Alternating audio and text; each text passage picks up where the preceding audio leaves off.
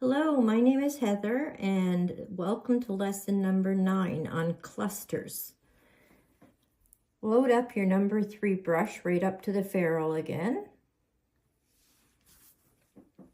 And then a cluster is basically just a collection of all the skills that you've learned thus far. So you can make a cluster out of swirls, which was the last one we learned, thick to thin to thick. I did it wrong again. Thin to thick to thin. Thin to thick to thin. If I erased every time I made a mistake, I'm telling you I'd be here forever. So let's just all accept that none of us are perfect, won't we? So here's some swirls. The thing we learned before swirls was teardrops.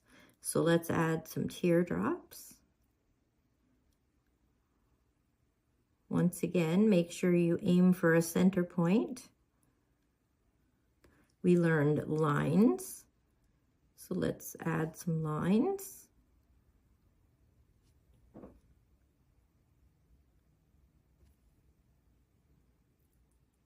We learned dots.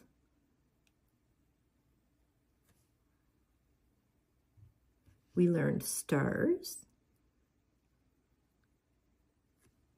So clusters are really just a cluster of your skills, and you can be as creative as you want with any of these things.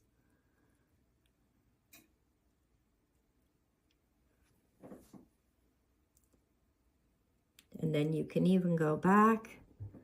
You can add in a little more detail. I do that detail a lot just because I think it looks really pretty. You could continue on with it. Thin to thick to thin.